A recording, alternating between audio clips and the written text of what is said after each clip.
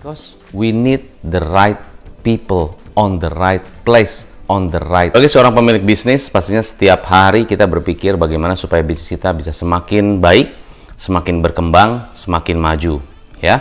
Dan biasanya yang saya selalu melihat dan saya selalu coach dan berikan advice kepada klien-klien saya adalah mereka pada saat berbisnis, mereka berpikir bagaimana tim internalnya itu bergerak dengan baik. Tim internalnya itu bekerja dengan produktif, tim internalnya bekerja dengan efektif. Ya, artinya efektif adalah ya apa yang diekspektasikan perusahaan itu mereka bisa menyesuaikan dengan apa yang mereka bisa kerjakan. Nah, sebagai contoh misalnya ada satu bisnis yang saya coach langsung, dia setiap hari memikirkan bagaimana cara leadersnya itu bisa memanage timnya. Karena sebagai seorang leaders, kalau dia tidak bisa memanage timnya dan tidak bisa memastikan timnya berjalan dengan baik, artinya kan berarti saya yang harus turun lagi sebagai owner, sebagai pimpinan, gitu kan. Maka saya hire seorang leader, ya dia manager ataupun dia head, ya bisa jadi mungkin dia GM. Tetapi saya harus pastikan GM saya bekerja dengan benar, ya artinya mereka punya target, punya plan, punya eksekusi strategi yang bisa dijalankan, bukan hanya sekedar cuma memberikan instruksi. Contohnya begini, misalnya kalau ada satu leaders ya, satu perusahaan ya, leaders, misalnya begini, anak buahnya bilang, Pak, ini saya hari ini terlambat nih, saya tidak bisa masuk, gitu kan? Nah, biasanya leadersnya, ya udah, besok kalau bisa jangan sampai terlambat lagi, atau kalau terlambat lagi nanti ada punishment, ya kan? Bisa saja treatmentnya seperti itu.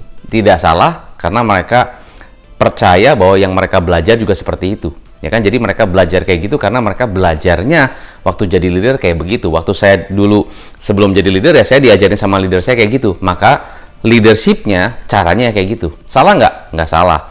Cuman ada cara yang lebih efektif apa enggak? Ya jelas ada, ya. Yang efektif adalah apa? Yang efektif adalah yang kita dimana bisa mendrive tim kita, ya, bukan hanya sekedar memerintah saja atau memberikan instruksi saja. Kamu harus begini, kamu harus begitu, kamu harus begini, harus begitu. Bukan hanya itu. Tetapi kita bisa memberikan dia satu pertanyaan sehingga dia berpikir sendiri untuk bisa take ownership. Contohnya misalnya pada saat terlambat. Oke, kamu tahu kamu terlambat ya? Ya, oke. Menurut kamu sebagai karyawan yang baik, atau saya tanya begini, kamu kalau bekerja ingin jadi karyawan yang baik atau karyawan yang biasa-biasa aja, apa karyawan yang di bawah standar? Ya, pengen jadi yang karyawan yang baik. Karyawan yang baik itu menurut kamu datangnya tepat waktu atau pas-pasan atau sebelum waktu jam kerja sudah datang? Ya, sebetulnya sebelum jam kerja sudah datang. Oke. So, kalau kamu datang terlambat ini, kira-kira menurut kamu tipe karyawan yang mana? Ya, Pak, saya ngerti, Pak. Saya karyawan yang mungkin di bawah standar, Pak. Tapi kan macet, Pak. Tapi kan begini, Pak, begini dan sebagainya. Oke, setuju. Coba yang kamu jawab tadi, menurut kamu itu, saya kira-kira bisa nilai kamu orang yang kayak gimana. Nah, itu salah satu contoh. Jadi, leadership itu create another leader.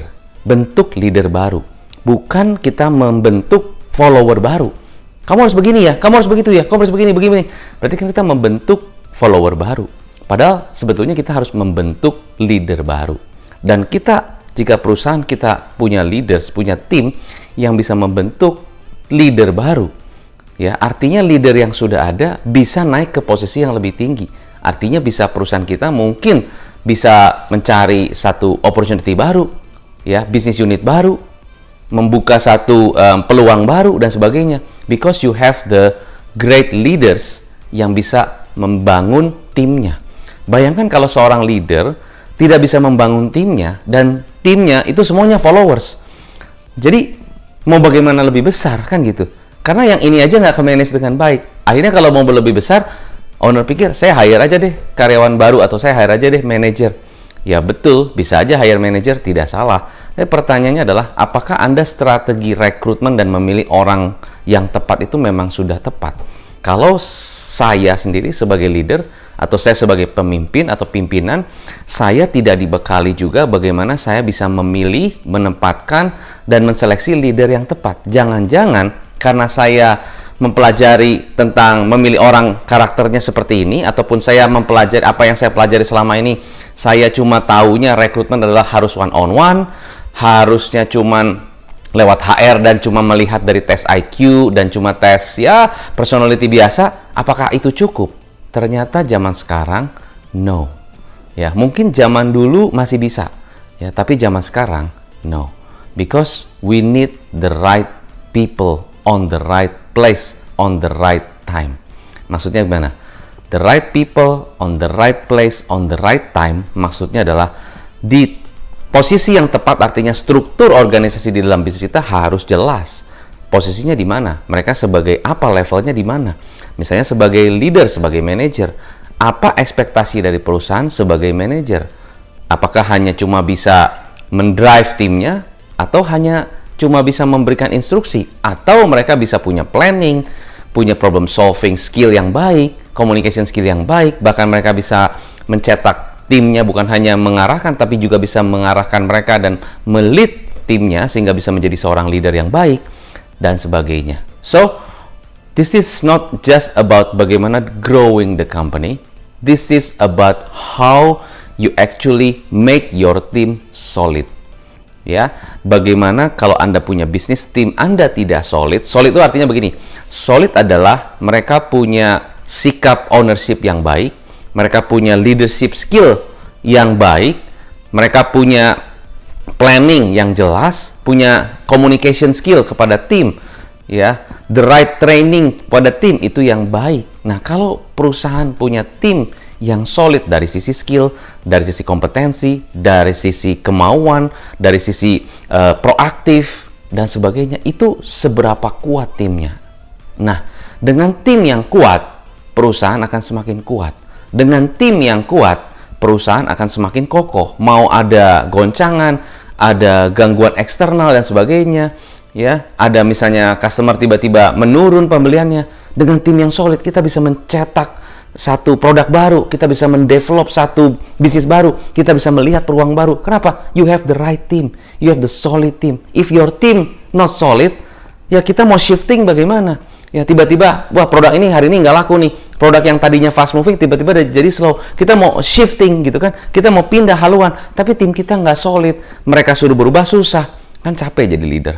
Nah itu yang saya lihat banyak perusahaan-perusahaan besar yang ownernya capek sendiri. Karena menggiring timnya itu sulit sekali. Gitu kan. Dan timnya sulit untuk diarahkan. Dan perusahaan maunya cepat, tapi timnya lambat. Nah itu yang sering terjadi. So, saya sering kasih advice kepada pemilik bisnis, business owner, bahkan VP, bahkan foundernya langsung, ya, CEO langsung. Itu your business, ya. Memang secara produk dan sebagainya pastinya mereka lebih ngerti. Tapi as a business coach dan business advisor, saya melihat bahwa the business itu yang penting adalah internalnya. It's not about the external ataupun the product. Ya, produk itu penting ya. We're not talking about the marketing things. We're not talking about sales, but we're talking about the internal system, internal team dan internal operation in the business. Itu yang mesti benar-benar Anda pahami sebagai seorang pemilik bisnis. Ya, kalau Anda terlalu sibuk, nggak punya waktu untuk melihat itu, ya, saran saya Anda alokasi the time, invest your time, maybe 2 hours, 3 hours, talking with me, ya, ngobrol dengan saya. Ya, saya akan give my personal advice to you dan saya akan lihat 360 derajat business challenges in your company. Jadi saya akan melihat 360 derajat ya, challenges-nya apa saja yang membuat bisnisnya slow, yang membuat bisnisnya tidak berjalan dengan cepat gitu kan. Ada something yang memblockingnya apa. Nah, Anda harus tahu itu. Ibarat kalau kita ke dokter, kita harus tahu ya, bisnis atau kesehatan tubuh kita tuh apa yang membuat kayaknya kita kok stamina-nya kurang baik, kita cepat capek dan sebagainya. If you don't consult to the doctor and Anda terus-terusan seperti itu bisa jadi membahayakan kesehatan Anda, right? So sangat penting, yo. So this moment ya, waktu ini sangat tepat untuk Anda allocate your time, invest your time to talk about your business. Sharing aja, curhat aja about your business. Ya. Sama siapa Anda bisa curhat the business, ya, benar-benar totally the business, seperti Anda mau scanning the business kepada orang yang tepat, kepada orang yang bisa memberikan advice, yang dia sudah punya pengalaman sekian banyak tahun, ya. I'm not saying you have to consult with me, enggak juga, tapi Anda bisa cari orangnya yang bisa ya membantu Anda, memberikan satu advice ya kepada bisnis Anda, sehingga bisnisnya akan runningnya lebih baik lagi. So, ini adalah kesimpulannya buat Anda adalah the business ya is the business. Artinya adalah Bisnis itu cuma bisnis, ya. Ada produknya, ada timnya, ada operation system, ada dan sebagainya, finance, marketing. Tapi yang penting is you. Your business is reflection of you. Kalau Anda merasa bisnis Anda runningnya slow, tidak secepat yang apa yang Anda inginkan, ekspektasinya tidak sesuai, bahkan Anda sendiri nggak tahu salahnya di mana bisnis saya. Well, you better allocate your time and consult with me. So, saya Hendra Hilman, semoga bisa membantu Anda. Sukses selalu, take care, dan salam pengusaha.